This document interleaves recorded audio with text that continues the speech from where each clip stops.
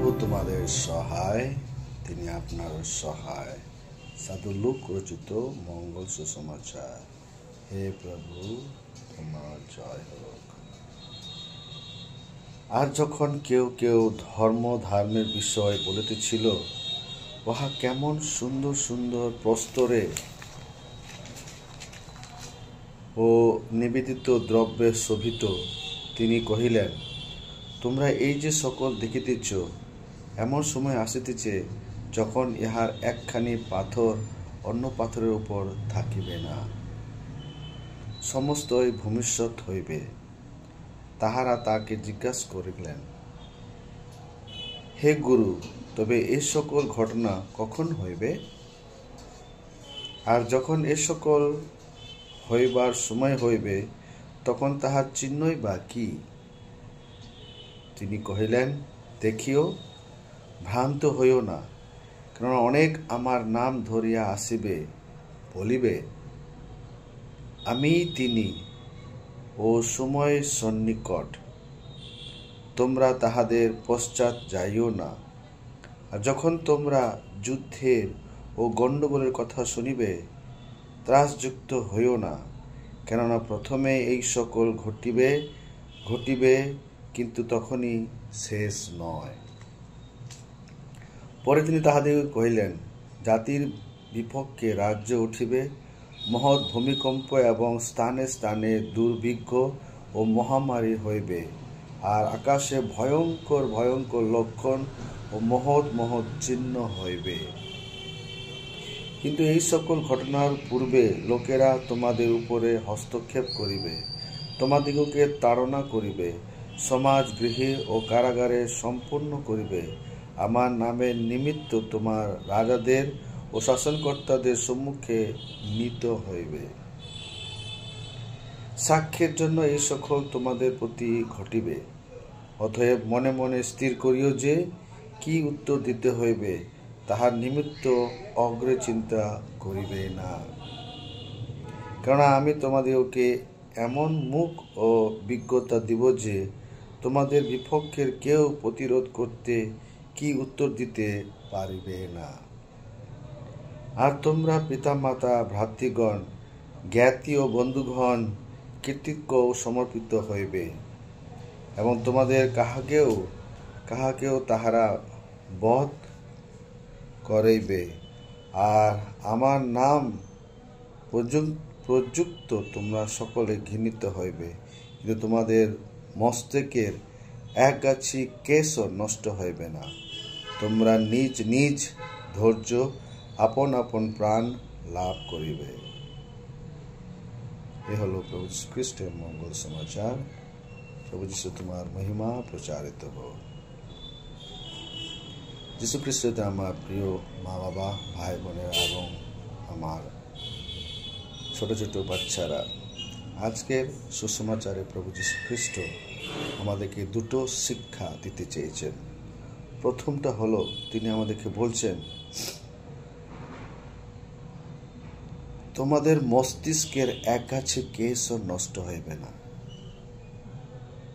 আমরা জানি আজকাল এই 21 শতাব্দীতে মানুষ চিন্তায় পড়ে যে তারা মাথায় টাক হয়ে যায়, বা অনেক মহিলা তাদের চুল পড়ে যাওয়ার জন্য অনেক রকমের শ্যাম্পু, অনেক রকমের ওষুধ ব্যবহার করে, মনে করেন যেন আমার চুল আরও সৌন্দর্য হবে, আমি দেখতে আরও সুন্দর হব।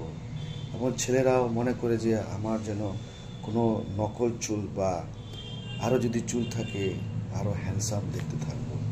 আমরা কত চিন্তিত আমাদের শরীরকে নিয়ে, এবং আমরা এটাও চিন্তিত আমাদের মাথার চুলকে নিয়ে। কিন্তু প্রভু বলছেন আমাদেরকে, তিনি আজকে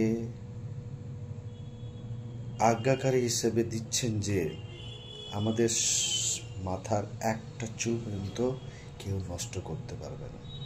তার মানে এটাই, ভগবান আমাদের সৃষ্টিকর্তা, এবং তিনি আমাদেরকে এই পুরো শরীর দিয়েছেন, জীবন দিয়েছেন।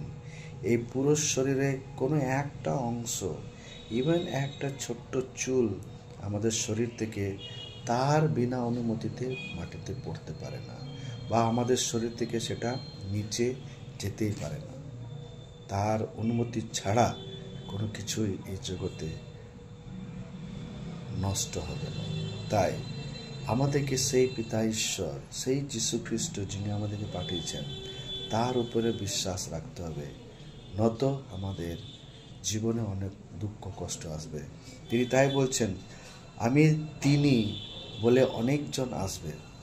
আমরা জানি এই একবিংশ শতাব্দীতে আমাদের খ্রিস্টান ধর্মে অনেক রকমের মৌলবীরা আছে, অনেক রকমের খ্রিস্ট বক্তারা আছে, অনেক রকমের পুরোহিতরা আছে, পাস্টাররা আছে, যারা খ্রিস্ট ধর্মকে অন্যের পথে, খারাপের পথে নিয়ে যায়, বা খ্রিস্ট ধর্মকে অন্য অন্য জ্ঞান দিয়ে তারা মানুষকে সঠিক পথে না গিয়ে ভুল পথে জাগৃত করে।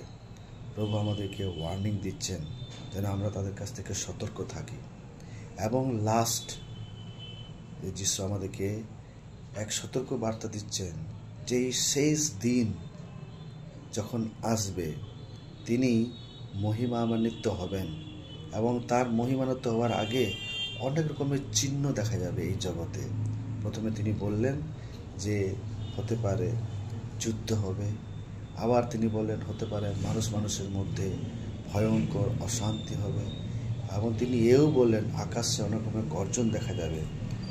আমরা মানুষ কি সেসবে ভীতু বা ভয় খাচ্ছি? তিনি বলছেন যারা আমার শিষ্য তারা কোনোদিন ভয় পাবে না, কেন তারা প্রস্তুত থাকে যে উনি আমাদেরকে নিয়ে যাবেন এই জগৎ থেকে। কিছুদিন আগে আমরা মৃত্যু ব্যক্তিগণের পরব পালন করলাম। তাই প্রভু যীশু খ্রিস্ট এই সময় আমাদেরকে এটাই সূচিত করতে চাইছেন যেন আমরা সবসময় প্রস্তুত থাকি, তার আহ্বানে সাড়া দিতে পারি। তিনি কখন কি বেশে কি রূপে আমাদের ডাকবেন আমরা কেউ জানি না। তাই আসুন আজকের দিনে আমরা নিজেকে তৈরি করি যে আমি কি ঈশ্বরের ডাকে শুনতে চাই, আমি কি ঈশ্বরের ডাকে শুনতে উত্তর দিতে চাই। তিনি আবার বলছেন যেন আমরা সকলে তৈরি থাকি, বিশেষ করে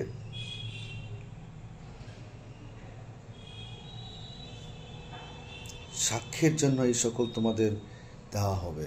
সাক্ষী দেওয়াতে আমি যে খ্রিস্টান, আমি যে পুরোহিত, আমি যে সিস্টার, আমি যে বিশ্বাস খ্রিস্ট বিশ্বাসগণ, আমার কে সকলের কাছে আমার জীবনের মাধ্যমে, কথার মাধ্যমে, ব্যবহারের মাধ্যমে ঈশ্বরকে সাক্ষী দিতে হবে যে তিনি এই জগতের মুক্তিদাতা। হতে পারে তার জন্য আমাদের কোনো চিন্তা করতে হবে না কি বলবো, আমাদের কিছু করতে হবে না যার জন্য আমাকে সাক্ষী দিতে হবে। তিনি বলছেন তিনি স্বয়ং তার পবিত্র আত্মাকে পাঠিয়ে দিয়ে কি বলতে হবে এবং কি উত্তর দিতে হবে সেটাও আমাদের মুখের মধ্যে, আমাদের মনের মধ্যে, বিবেকে, জ্ঞানের মধ্যে দিয়ে দেবেন। তাই আসুন আজকে এই রবিবার দিনে আমরা এই তিনটে জিনিস মনে রাখি। প্রথম, যে আমাদের এই পুরো শরীরের সৃষ্টি তিনি করেছেন, তার কোনো অংশ আমাদের শরীর থেকে নষ্ট হবে না যদি উনি না চান। তার জন্য আমাদেরকে বিশ্বস্ত থাকতে হবে। দ্বিতীয়, এই জগতে অনেক রকম চিহ্ন আসবে, লোকও আসবে যারা আমাদেরকে এই জগৎ থেকে অন্য জগতে বা শয়তানিক জগতে নিতে পারেন, কিন্তু আমাদেরকে সতর্ক থাকতে হবে এবং আমাদের অন্তরকেও সতর্ক রাখতে হবে যাতে আমরা ঈশ্বরের সঙ্গে মিলতে পারি। তৃতীয়, আমাদেরকে ভয় করার দরকার নেই। তিনি সবসময় আমাদের মুখে কোনো না কোনো কথা দিয়ে দেবেন যাতে আমরা তার কথা বলার জন্য সবসময় তৈরি থাকি। আসুন এই খ্রিস্ট থেকে আমরা প্রার্থনা করি।